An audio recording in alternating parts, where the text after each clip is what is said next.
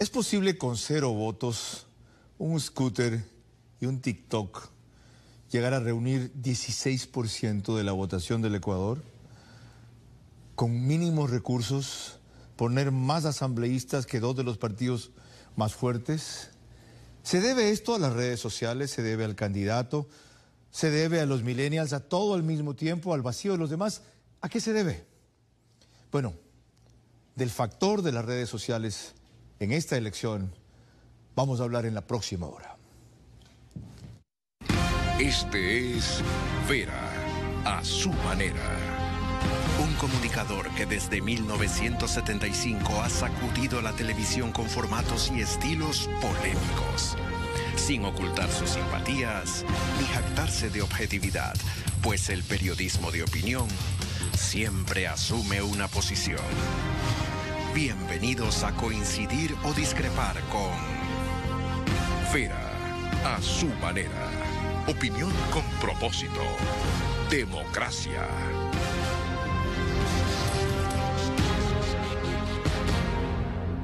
Un minuto después de las 9 de la noche. Bienvenidos. Comienzo con información de última hora. 25.200 votos separan a Yacu Pérez de Guillermo Lasso.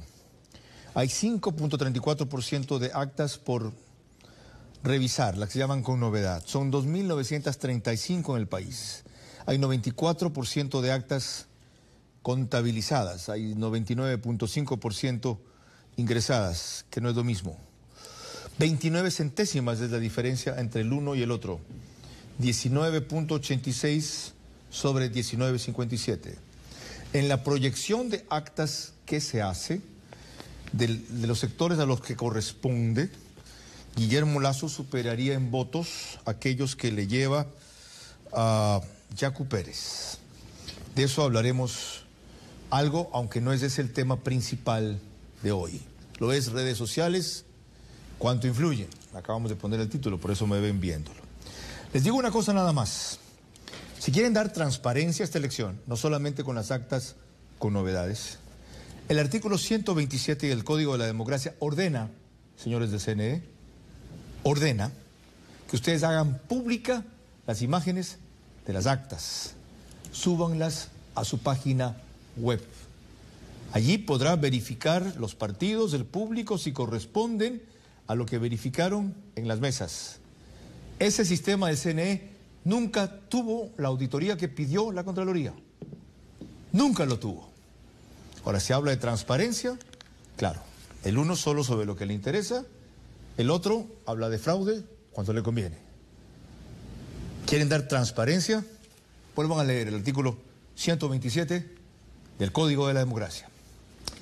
Dirijo este espacio de opinión con crítica e independencia para abordar solo temas y protagonistas capaces de mejorar nuestras vidas, convencido de que el modelo de democracia republicana, guiado por la economía social de mercado, ha probado en los hechos ser la vía más segura hacia lo que la mayoría aspira. Progreso, pero en libertad. Avanzar sin prosperar es ser libres para morir nomás. Y prosperidad sin libertad es sobrevivir cómodos sin decidir. Hoy es martes 9 de febrero del 2021 y me acompaña, como es usual, de lunes a jueves, Carla Larrea Falconi. Buenas noches, es un gusto acompañarlos cada programa. El día de hoy hablamos de un tema clave, el rol de las redes sociales durante las elecciones. ¿Pero fueron tan influyentes como dicen? Esperamos que ustedes tengan sus respuestas al final del programa. Bien, antes de entrar en materia, revisemos brevemente algunos datos estadísticos respecto a qué estamos hablando. Perfil de usuarios de Facebook por edad y género en el Ecuador. Miren qué interesante. 52% de paso de los usuarios son hombres, 48% mujeres, 13.300.000, ¿ya? Y 25 a 34 años, el 29% de usuarios, es la barra gris que ven a la izquierda. La anaranjada de 18 a 24 años, el 27% de usuarios. Y la amarilla de 35 a 44 años, el 17% de usuarios. Siguiente gráfico, el perfil de usuarios de TikTok por edad y género. Hay 2.300.000 usuarios. Arriba, 16%, los de 13 a 17 años. Miren la barra larga. De 18 a 24 años, 55%. De 25 a 34 años, 48%. Ahí están más del 90% de usuarios de TikTok. Mujeres son 54%, mis hijas, por supuesto, y 46% hombres. Y el último, perfil de usuarios de Twitter, donde yo estoy, por edades. Usuarios de 1 millón, yo no estoy de acuerdo con la cifra, pero eso dice la estadística de Mentino, Innovación and Lifetime Value Partners. 8% tienen entre 3 y 17 años, 36% entre 18 y 24 y 33% entre 25 y 34 años. Esto, por si acaso, es fuente Twitter Ads para cantidad de usuarios y edades de Facebook y Ads para segmentación de edades. En fin, enmarcada primera parte de la discusión. Carla. Entre otros elementos tendremos la reacción de Guillermo Lazo, que fue captada por el noticiero de TC. Además, nuestro reportaje de contexto con la opinión de Juan Pablo del Alcázar, él es consultor en estrategia y comunicación, y también Héctor Galarza, estratega político. Y vía Zoom, un experto en marketing digital comercial, Andrea Romero, y el estratega digital de Javier Herbas, Gabriel González. En el set nos acompañan esta noche Eric Terranova, consultor de marketing digital, y el ingeniero Alejandro Barras, quien es especialista en negocios digitales. Eric Terranova además es ingeniero de multimedia de la UCSG, significa la Universidad Católica Santiago de Guayaquil, y máster en diseño y gestión de marcas de la SPOL, ingeniero en producción y dirección multimedia y máster en diseño y gestión de marcas. Bienvenido, Eric. Gracias por la invitación. Buenas noches, Carlos. Empecemos su respuesta sucinta a una pregunta complejísima que es para una conferencia. ¿Qué factor jugaron las redes sociales en esta campaña? Pues, siéndote súper corto, pienso que el factor diferencial que jugaron las redes sociales, sobre todo en el candidato que más provecho le sacó, fue la capacidad de entender cuál era la necesidad de comunicación que tenía la audiencia. ¿Por qué? Porque muchas veces se confunde, se dice que las redes sociales sirven por el alcance, pero no. Lo más importante, pienso yo, que fue la capacidad de conectar, entender qué era lo que necesitaban y diseñar un mensaje en la plataforma y de la manera que el público lo estaba buscando. Pienso que eso es. ¿Qué haces para entender lo que quiere la audiencia y conectar? ¿En qué consiste el estudio? ¿Cómo se llega a determinar eso? Es sencillo responderlo, pero no es tan sencillo hacerlo. ¿A qué me refiero? Hay una serie de métricas, pero la principal ventaja de hacer estrategias en redes sociales, en marketing digital, es que lo puedes medir todo. Es decir, cuando tú trabajas en el mundo 1.0, por decírtelo de alguna manera, tú tienes que hacer un estudio de mercado, tienes una muestra, tienes que hacer una serie de estudios. En marketing digital tú sabes el 100% de lo que está pasando. A quién le gusta, a quién no, por qué, cómo, cuándo, dónde. Entonces, la serie de métricas pueden llegar a ser complejas, pero el entendimiento de la estrategia es básico. Tener la capacidad de entender, adaptarse y poder proponer algo en función de lo que aprendiste, básicamente. Yo te diría dos cosas que luego te lo voy a explicar. Perdonen el tuteo, señores. Ustedes son unos pelados. Ya, yo soy de la prehistoria, casi un dinosaurio para su generación. Qué fascinante, pero qué peligroso. Sí. Después te voy a explicar por qué. Menos mal, no estoy tan desubicado, ¿verdad? Alejandro Varas vuelve al panel, no por pedido mío, de la audiencia, por ese caso.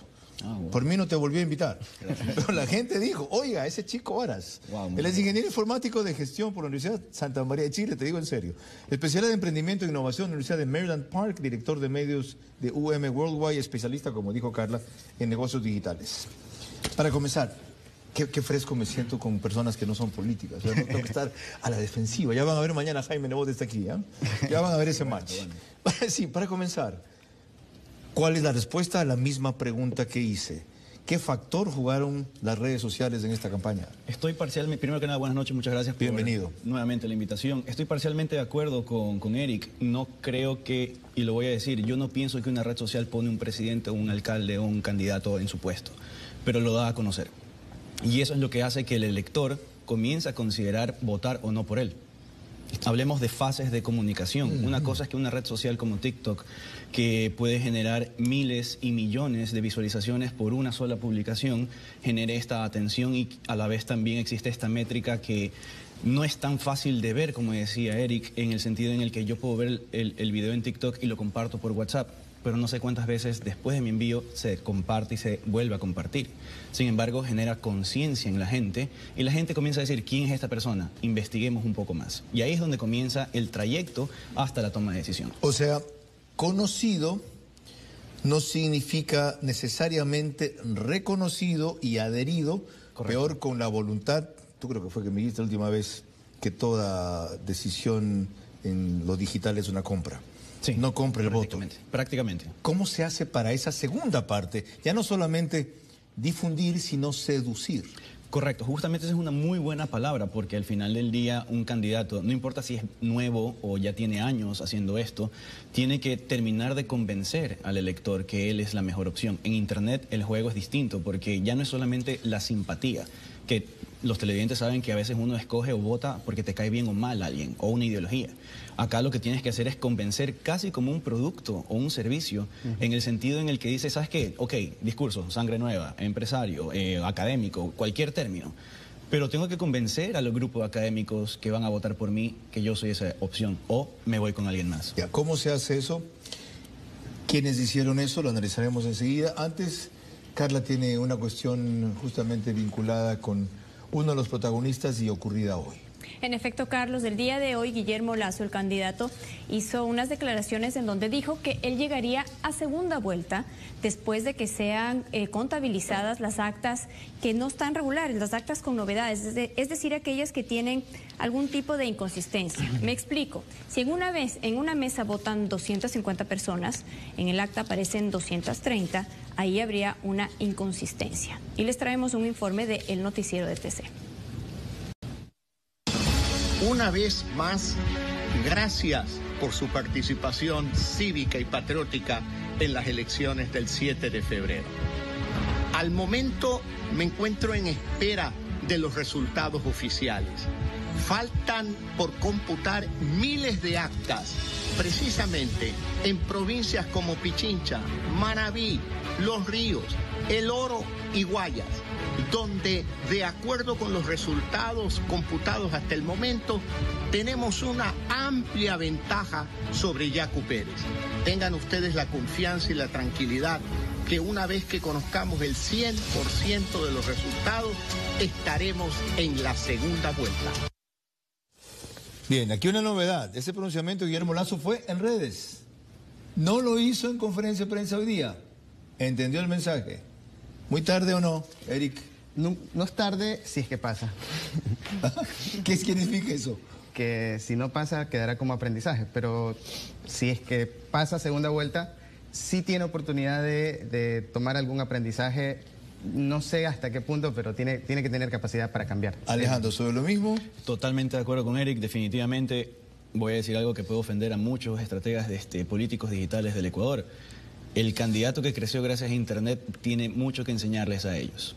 Y lo tenemos que tomar con modestia y humildad, porque siempre es buen momento para aprender. Y qué bueno que el candidato Guillermo Lasso lo entendió, porque masificó su mensaje directo al usuario. Bueno, aquí voy a aportar otros elementos de juicio que hace un rato dejé fuera, porque introduje una cosa en la cual voy a insistir, que es el llamado a que cumplan el artículo 127 del Código de la Democracia por parte del CNE.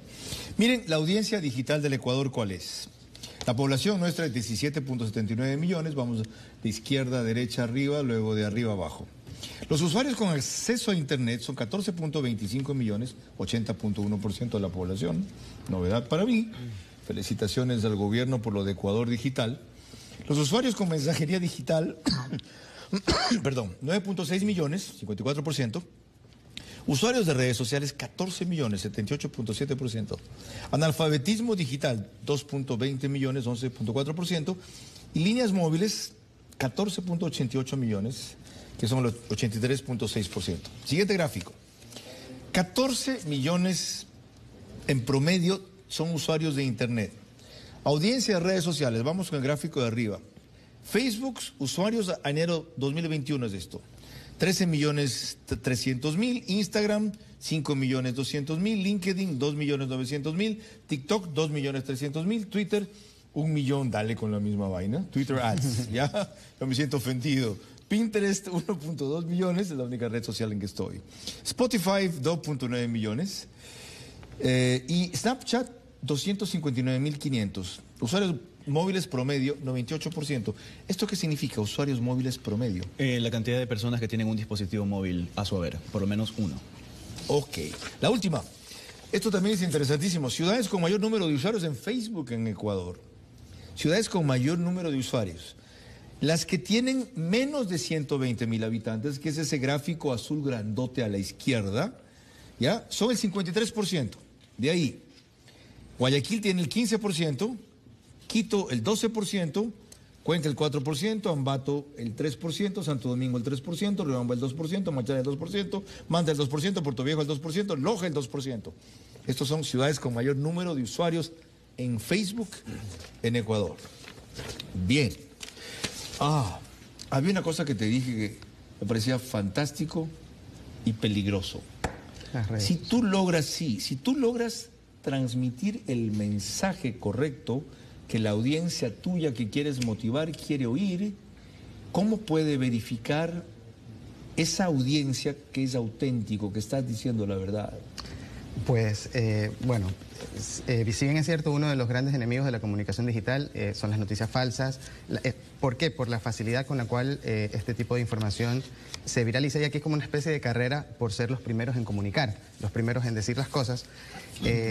Pienso yo que cuando se trabaja en una estrategia de redes sociales, es importante que el usuario vea coherencia con el perfil político. Uno de los principales errores, de hecho, cuando se trata de hacer comunicación política en redes sociales, es ser incoherente con la personalidad del candidato, con lo que la gente siente del candidato en el imaginario colectivo. Y cuando no hay una coherencia dentro de lo que se comunica y de lo que previamente existe en este imaginario, ahí la gente empieza a sentir que algo no está bien, porque la gente lo nota, la gente nota esa incoherencia. ¿Tú crees eso? Estoy de acuerdo. ¿Coherencia? Coherencia, autenticidad y coherencia. ¿Tiene el usuario esa capacidad, no me refiero intelectual, o sea, esa posibilidad de comparar y contrastar y verificar? Un poco. Hablemos de fondo y de forma. Muchos usuarios digitales consumen información, ya sea por anuncios, por contenido orgánico, que es el que hace un autor sin inversión de alguna forma publicitaria, que de alguna forma convence. Digamos que yo lanzo un mensaje positivo, tomen agua o coman vegetales. Pero puede haber gente que diga, he encontrado un estudio que me demuestra que comer solamente vegetales no es suficiente. Por lo menos esa persona se levantó y fue a contrastar la fuente. Otras personas podrán caer convencidas que eso es la verdad y no hay que ver nada. O sea, más. si yo digo en redes sociales, sean tranquilos, no sean agresivos, no me vas a creer con la mitad. Ok, está claro. Entendí el ejemplo. Carla, hasta aquí el primer bloque. Me hace reír, Carlos, con esto. Pero claro, pues, no hay coherencia entre lo que estoy diciendo. Y ahora me volví un santito, dale. Sí. Cuando volvamos tendremos el TikTok que hizo Yacu Pérez con Herbas. ¿Y a quién beneficia esto, Carlos? Voy a insistir, artículo 127 del Código de la Democracia. Hacer públicas las imágenes de las actas. Cumplan. CNE. Son las 21 horas 18 minutos y estamos en vivo.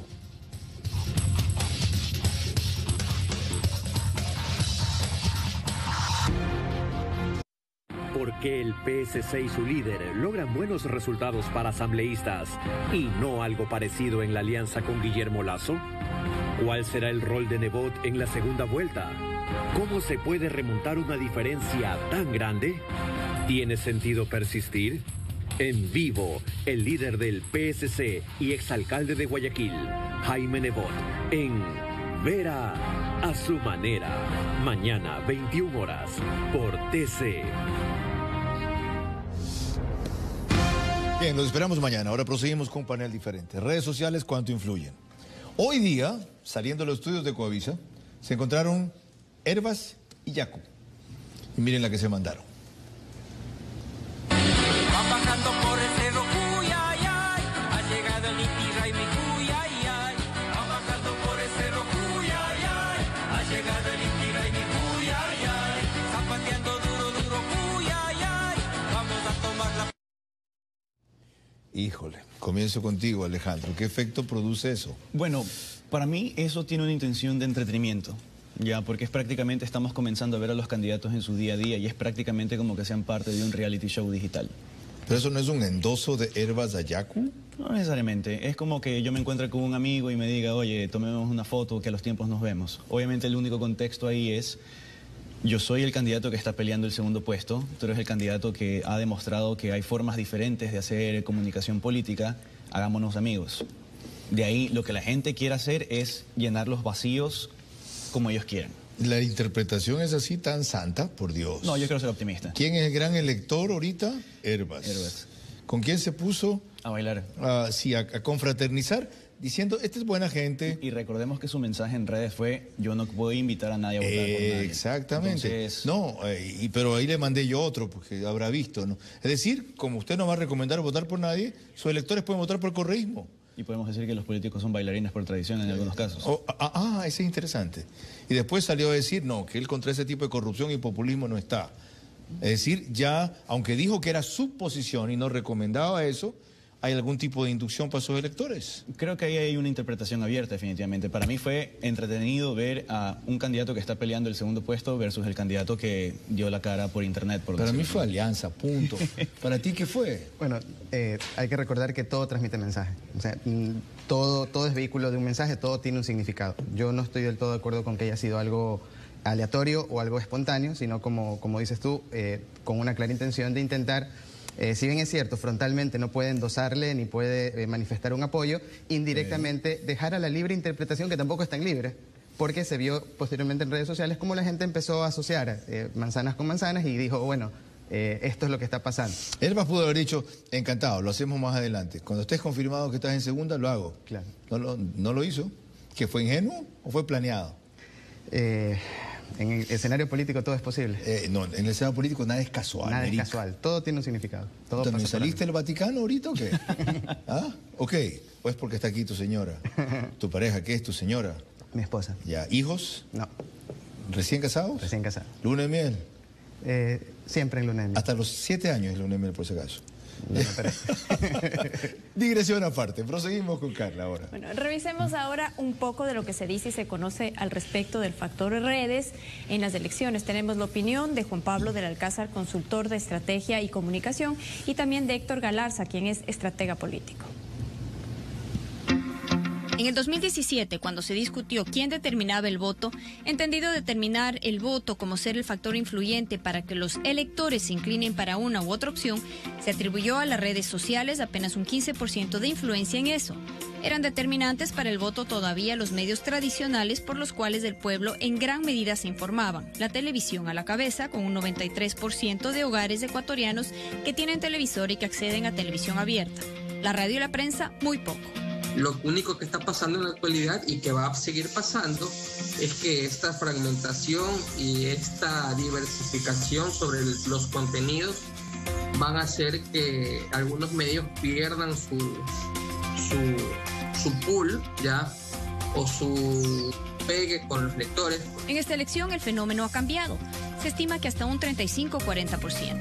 Y en el sector de los millennials, que va desde los 17 años a los 35-40 años, hasta un 60%. Es decir, por los contenidos en redes sociales, tanto positivos como negativos, el voto se determina en estos sectores de manera consciente o inconscientemente. Este último año, debido a la emergencia sanitaria, hay que tomarlo en cuenta, en promedio estamos 41% más conectados, no hablando en cantidad de usuarios per se, sino en tiempo dedicado a estar en medios digitales. Por eso la relevancia y lógicamente por eso la importancia que le han dado algunos de los candidatos y partidos en esta etapa de las elecciones que estamos viviendo. Lo otro que es importante ahí, no solamente es enviar los mensajes por estas vías a esos nichos, sino segmentarlo y convertirlos en lenguaje para redes, tanto en imágenes como en textos. Piensan que las redes sociales en comunicación política son para llenarlo de aplausos al candidato o en este caso al gobernante, cuando en realidad es un canal donde debes informar a la comunidad, a los medios, a tus ciudadanos lo que estás haciendo. Pero eso no basta. Tiene que haber un elemento de participación, no importa la edad, sino la actitud, y el mejor ejemplo de ello es Bernie Sanders. En algunos casos como persona haciendo cosas absolutamente informales, y en otros casos lo más importante, como identidad con esas causas. Justamente, partidos que buscan conectarse mejor con sus electores toman justamente las necesidades de la propia voz de la ciudadanía para darles relevancia, impulso y plantearlas como proyectos de formas nuevas, divertidas, entretenidas, pero más que nada relevantes. Ahora la gran intriga es lo vulnerable que es el segmento joven a este tipo de mensajes y en ese sentido no es para nada diferente a lo que han sido los jóvenes en etapas pasadas. Entonces no es de ahora que la población joven es vulnerable a este tipo de estímulos. Es de siempre. Las redes sociales lo acaban de evidenciar. Antes lo hacían con jingles, con camisetas atractivas y canciones. La diferencia es que estamos frente a un fenómeno altamente moderno y tecnológico todavía en proceso de estudio.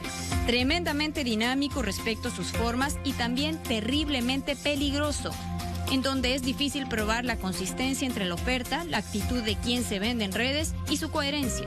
Y cuando se la comprueba es demasiado tarde.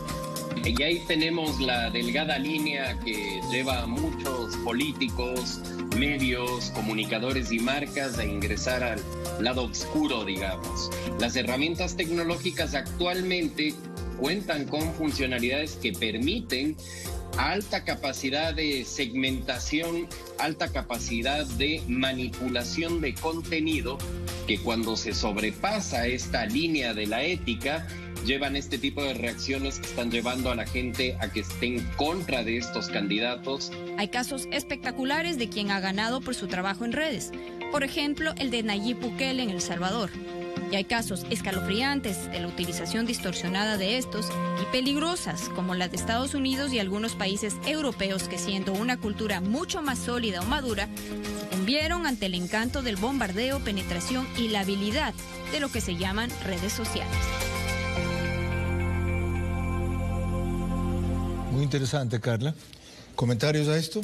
Es muy acertado todo lo que se ha presentado en este momento en el reportaje. Definitivamente, como dije en la entrevista anterior, el acceso a la tecnología democratiza oportunidades, pero a partir de eso tú decides en qué creer, qué consumir y qué utilizar. Pregunta concreta. Y aquí voy a referir al experto que me enseñó este estudio, Antonio Sola, con quien trabajé en la campaña de Cynthia Viteri en el 2017, uno de los más celebrados consultores políticos de América Latina.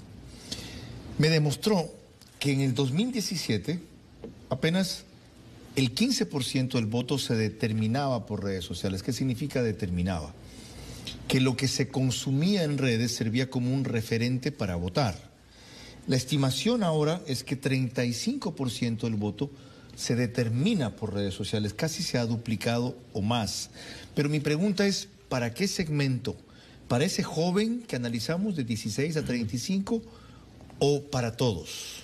Pienso que para todos, pero probablemente con una mayor ponderación al público joven. Y voy a dar una referencia muy clara. Las estadísticas de Facebook de finales del año 2019 estaban apenas en 12 millones de usuarios versus los 13.300.000 que acabamos de ver. Y TikTok, en cambio, estaba recién llegando al 1.300.000 usuarios versus el millón adicional que ahora tiene. Sí creo que hay una influencia gracias al incremento del acceso a tecnología de esa naturaleza y quizás otras variables exógenas como por ejemplo el incremento de la cobertura de Internet.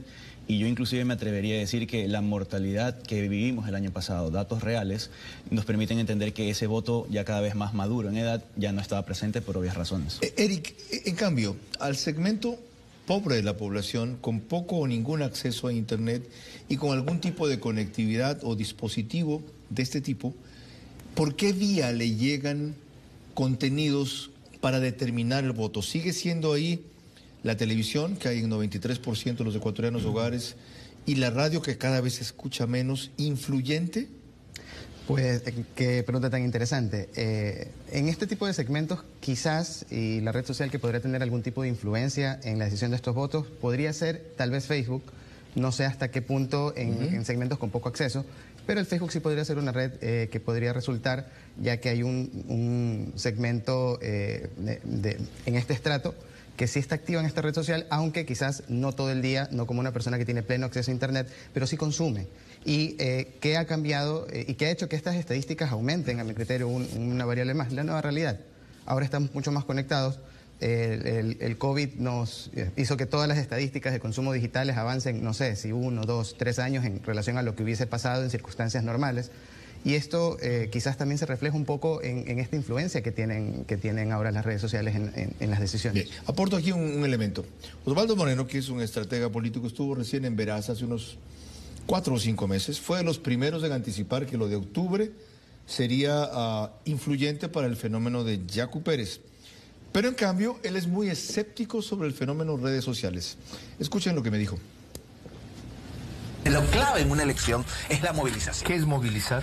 ¿Cómo haces que esa gente no pase de like, por ejemplo, que me parece unas grandes mentiras del tema de la comunicación digital, que creo que es una farsa, que todo va a ser digital, falso. La evidencia dice otra cosa, pero eso sería por materia de otro programa, o lo podemos hablar en la otra cadena. ¿Ya? Es el hecho de que moviliza. Entonces, ese sector de la población que no va a votar, que le es indiferente, ecologista, digamos, el NINI, digamos, es el que yo creo que ellos, en términos técnicos, puede ser un voto blando que tendrá que hacer el trabajo de hacerlo duro. Ojo, esa aclaración es muy importante porque movilizar todo se entiende solamente con la parte física, es decir, que lo incluye, pero no es excluyente. Pasar de like a... digamos, de la casa a la urna. ¿Cómo se da ese paso? Ya, aquí quiero hablarte de algo que es interesante y que puede causar esta sensación de que el like no funciona, y es algo que es el sesgo de las redes sociales. ¿Cuál es el sesgo? ¿Cómo funcionan las redes sociales? Para eso primero hay que entender que las redes sociales se esfuerzan por mostrarnos el contenido que creen que a nosotros nos gusta. Es decir, las páginas que seguimos, lo que comentamos, y nos presenta personas similares, comentarios similares, y eso que crea una burbuja. Cuando un político o un analista se basa en la burbuja, la estrategia no va a funcionar. ¿Por qué? Porque esta burbuja le va a mostrar lo que él quiere saber. Y lo único que va a conseguir, en el mejor de los casos, es quizás consolidar el voto duro que prácticamente lo tenía garantizado. Cuando, por lógica electoral, tú ganas una campaña, está bien, reforzando tus bases, pero por lógica, un estratega tiene que convencer a quien no va a votar por ti. Pero si tú te basas en las redes sociales, en el sesgo, no caes en cuenta que hay un sesgo y que tu timeline, tu Twitter, tu Instagram, no es el de todo el mundo. Cada persona, cada usuario tiene un Instagram a medida de sus necesidades. Correcto. Y cuando hay un tema voz populi, quizás trasciende a las personas, pero cada usuario va a recibir mensajes en función de las cuentas que sigue. O sea, la solución, por ejemplo, todo el mundo se va a enterar del problema, pero para esto el culpable va a hacer esto y para esto el culpable va a hacer aquello. Dicho en una palabra, una frase, tu mundo no es el mundo. Exactamente. Carla. Cuando volvamos vía Zoom, tenemos nada menos que al estratega digital de Javier Herbas, él es Gabriel González, y también un especialista en consultoría de comunicación, Andrea Romero. Y quiero recordarles, en segunda vuelta, más que en primera, decidimos un destino, ya no solo un presidente. Estamos en vivo y son las 21:37.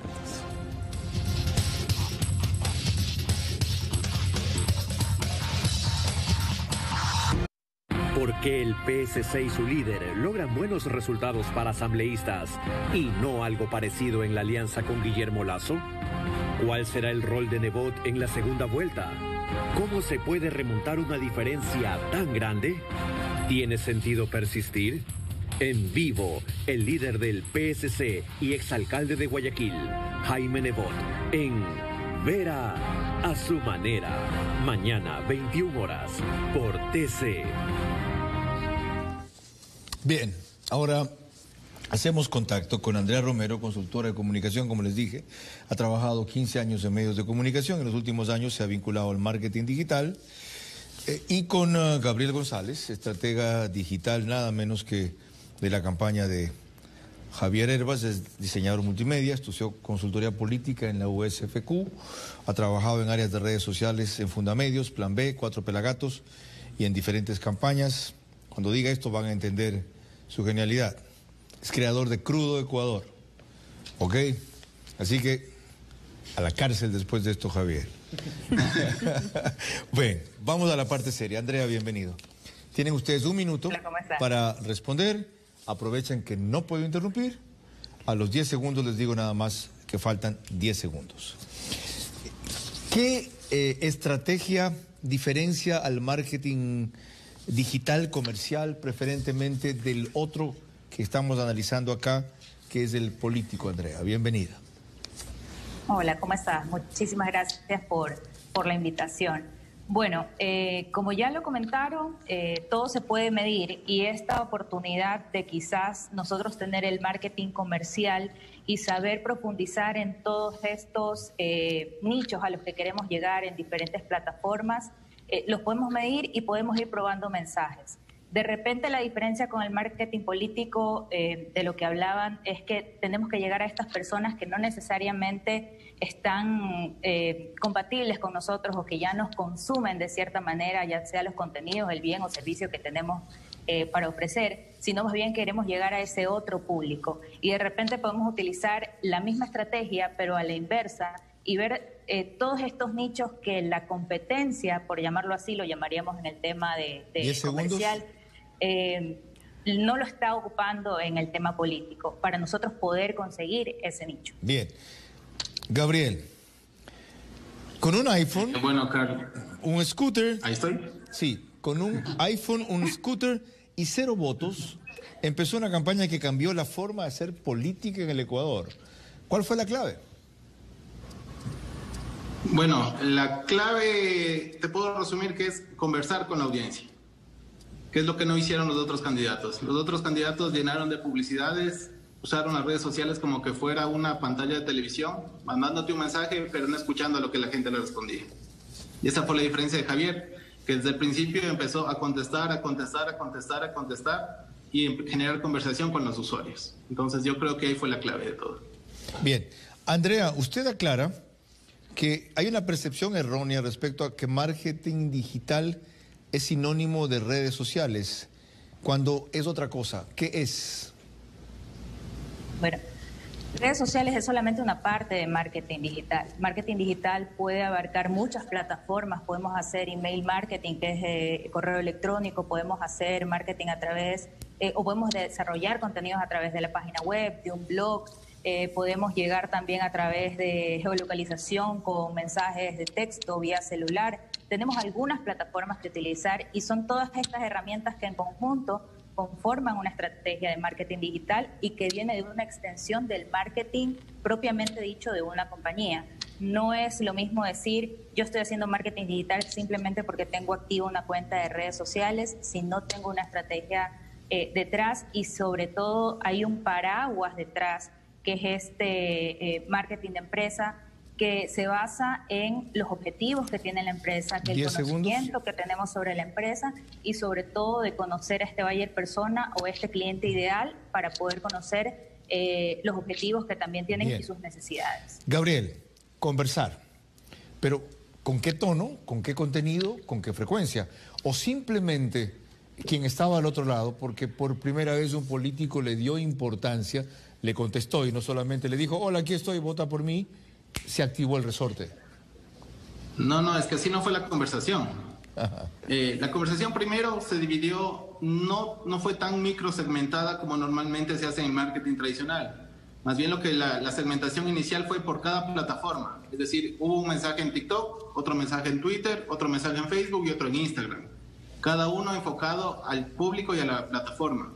Entonces, Javier nunca te decía, hola, conversa conmigo, o como Arauz que decía, hola, cuéntame qué canción te gusta o algo así. No, esa no fue la conversación. Javier te enviaba un mensaje, te enviaba una propuesta, te enviaba un video, la gente respondía, comentaba, y Javier empezaba a conversar con los comentarios, sean positivos o sean negativos. Entonces, ahí empiezas a tener una fidelización de esta gente que está conversando contigo. Luego esto escala a que ya por interno tú le pides el teléfono y Javier te mandaba un video de WhatsApp o te llamaba. Entonces, 10 segundos. Que te llame un candidato ya te hacía sentir mucho más importante. Mientras que el otro candidato, tú le escribías y eso quedaba ahí en el aire. Entonces, esa es la conversación que se trabajó bastante en esta campaña. Andrea, en el caso del marketing digital aplicado a lo comercial, ¿en qué momento se llega a hacer ese clic que acaba de describir en lo político, Gabriel, con el consumidor, con el usuario, para fidelizarlo, para que se convierta en un consumidor o en un cliente? Bueno, hay muchas herramientas de prueba y error al inicio. Como dice, todo se mide, todo tiene su métrica y se va analizando de acuerdo a eso. Existen muchas herramientas, por ejemplo, cuando tú por ejemplo, lanzas un link en redes sociales y alguien te da clic, sobre ese clic tú puedes sacar muchas mediciones, puedes saber en qué tiempo esta persona se mantuvo conectada, qué otra acción generó y así vas midiendo para saber si cumple con los perfiles que puedes llegar a una compra. Eso en el caso del comercial, ¿no? Entonces tienes múltiples plataformas que puedes llegar a esta audiencia y hacer ese clic en tu lead, en tu conversión, para llegar a generar una compra final, pero tiene que ver, como siempre digo, en base a una estrategia 10 segundos. Integral. No puede ser que hoy día lanzo un tweet y como tú dices, ya enseguida converso con el candidato. O sea, Correcto. tiene que ir paulatinamente. Ok, completo. Disculpen, el micrófono se cierra al minuto. Gabriel, que creo que la idea quedó casi completa. Ok, el último paso, para mí, de lo que usted acaba de describir, significa que el candidato le dio un tiempo considerable diariamente a esta cuestión y que en cierta medida eso suplió lo que en la campaña tradicional se llama territorio, es decir, el contacto de dar la mano, de hablar, de visualizar. Potenciaron esta herramienta impresionantemente. ¿Cuánto tiempo le dio y con qué mood lo hizo? Al principio, obviamente, como era desconocido, no teníamos tantos comentarios, ¿no? Entonces empezamos con 5, con 10, después con 30, 100. Entonces ya luego cada vez que había un tiempo libre es Javier a responder. Y como hay, por ejemplo, plataformas como TikTok, que tú no lo puedes abrir en una computadora, tocaba estar con los dedos, ¿no? Entonces, pues, alguien que nos ayude a responder, pero que Javier le dicte, y después Javier respondía, y la idea era responder a la mayor cantidad de personas posibles, y siendo auténtico más que nada, porque se le nota a Javier que no está fingiendo hacer los videos o cualquier material que teníamos en redes. Yo te puedo asegurar que todos los videos salían a la primera o máximo a la segunda vez que nosotros le filmábamos y ya estaba hecho el video. O sea, esos videos que se hicieron súper virales, nos demoramos 30 segundos en hacerlos con celular. Entonces... ¿10 segundos? Era más o menos... Yo me he especializado mucho en el contenido orgánico. Entonces, por eso es que la plataforma que no me permitió pautar, que es TikTok, es la que más creció. Ahorita tenemos 250,000 seguidores. Muchas gracias. Entonces... Ok, espero que otra vez la sigamos más largo. Suficiente, gracias a los dos por ayudarnos a entender este fenómeno. Ya, la próxima Gabriel tiene que estar en el set. Carla. Cuando volvamos, las preguntas finales a nuestros panelistas, también 2 inquietudes de mi parte, y con esto Carlos sacará sus conclusiones. Y quiero insistir, en segunda vuelta más que en primera, escogemos un destino, ya no solo un presidente. Estamos en vivo y son las 21:52.